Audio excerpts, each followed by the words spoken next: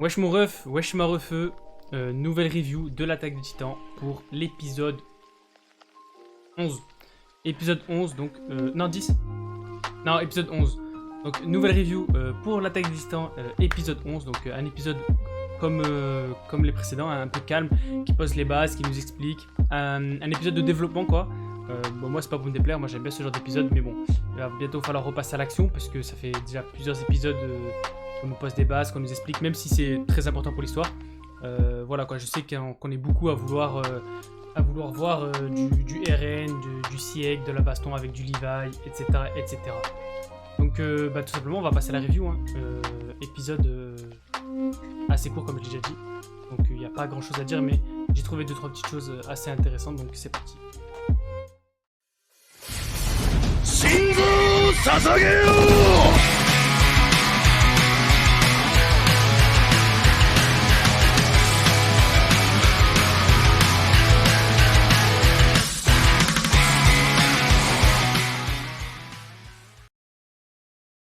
T'as kiffé l'intro?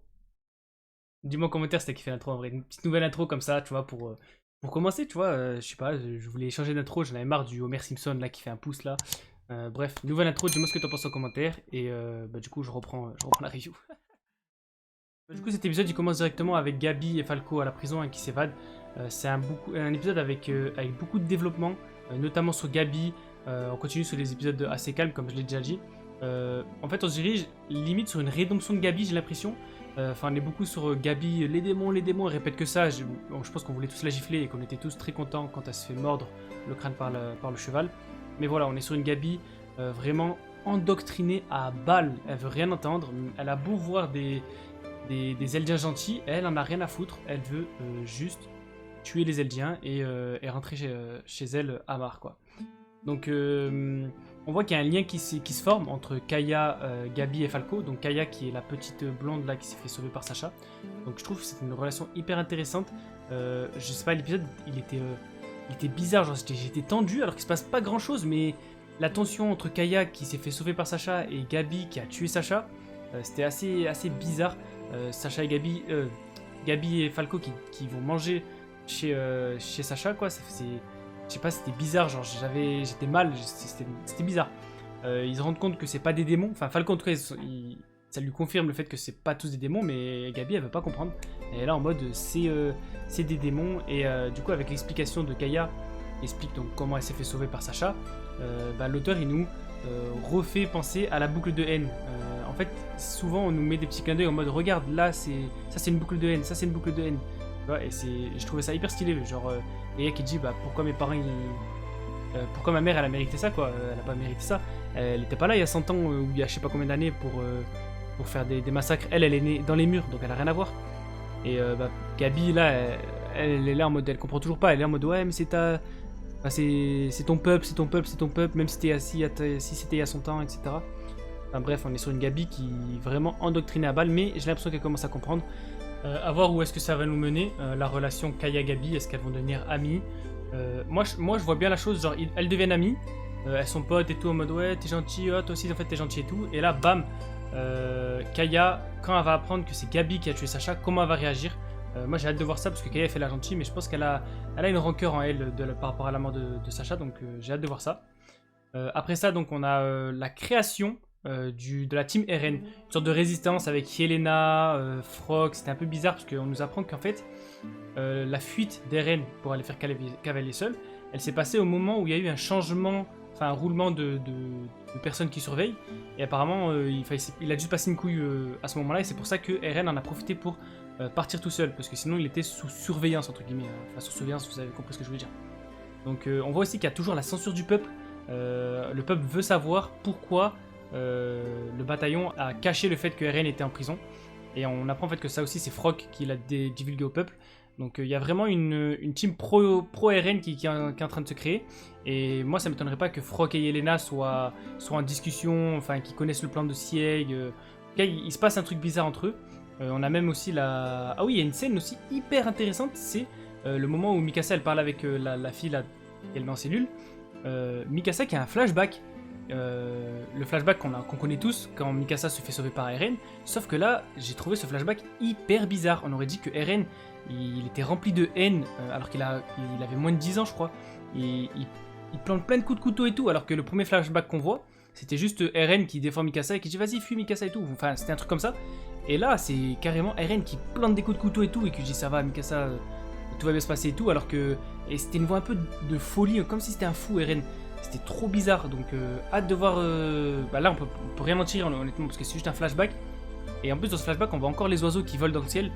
Je me demande c'est quoi cette putain de signification, parce qu'on voit souvent des oiseaux qui volent dans le ciel. Est-ce que c'est un rapport avec la liberté, Eren qui cherche la liberté par rapport au titan assaillant, le titan assaillant qui a pour mission d'être libre, enfin tous les détenteurs du titan assaillant voulaient être libres.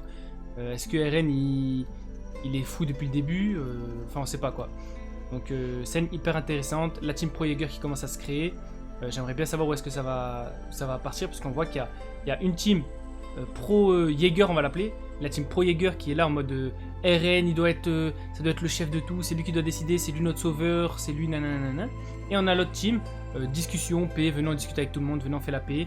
En gros on a une team qui veut juste la victoire des gens dans le mur, et une team qui veut rompre cette boucle de haine, quoi.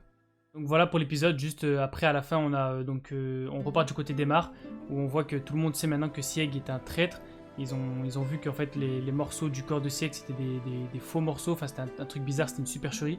Donc ils ont compris que Sieg les avait trahis. On voit le futur plan d'Emar, donc qui va être d'attaquer Paradis dans les prochaines semaines à venir, parce qu'il voulait attendre 6 mois, mais apparemment la coalition serait trop lente. Donc Sieg aurait prévu ça, donc ils vont attaquer plus tôt, etc. Donc hâte de voir ça va enfin bouger là. Et aussi, j'ai hâte de voir le plan de Yelena, etc. Parce qu'on voit dans la preview de l'épisode une explosion. Et du coup, moi j'ai hâte de voir, parce qu'on se souvient dans la preview, enfin dans le trailer, excusez-moi, dans le trailer de la saison 4, on a Yelena qui est au-dessus d'un mur et tu sais, qui fait comme ça et qui voit toutes les explosions. Donc j'ai hâte de voir cette scène aussi, parce que je vois pas dans quel contexte est-ce qu'elle pourrait être là. Donc je pense qu'elle va être prochainement là. Donc j'ai hâte de voir ça. J'ai hâte aussi de voir Levi contre les titans, donc contre le bataillon transformé, puisque comme je l'avais dit, je sais plus si je l'avais dit dans ma dernière review, mais pour moi Sieg il avait empoisonné le vin, et du coup c'était du liquide cérébro-spinal, je crois que ça s'appelle, pour transformer tout le bataillon, enfin ceux vers Levi en titan. Donc ça serait pour ça qu'on voit Levi combattre des titans avec un titan qui porte Sieg. Donc hâte de voir tout ça, je pense que ça va arriver là dans les prochains jours. Hâte de voir Eren qui quitte sa cellule, voir ce qu'il va faire. Et j'aimerais bien aussi savoir le flashback de Mikasa, qu'est-ce qu'elle a réalisé. Parce que le premier flashback qu'on a sur ce sauvetage, c'est un Eren bienveillant qui dit tout va bien Mikasa et tout, genre le Eren bienveillant. Alors que là, la deuxième fois qu'elle a ce flashback, c'est plus un Eren un peu fou, comme si elle voit la réalité de ce qu'elle avait vécu. Comme si en fait, tout ce qu'elle pensait depuis le début, c'était Eren il est gentil, il m'a sauvé et tout. Alors qu'en fait non, c'était un peu plus cringe que ça, c'était un peu plus violent, et c'était plus une réaction bizarre d'un enfant. Donc j'ai hâte de voir ça, et voilà, review un peu courte, épisode pas trop de révélations dans l'épisode, donc voilà. Portez-vous bien, ciao.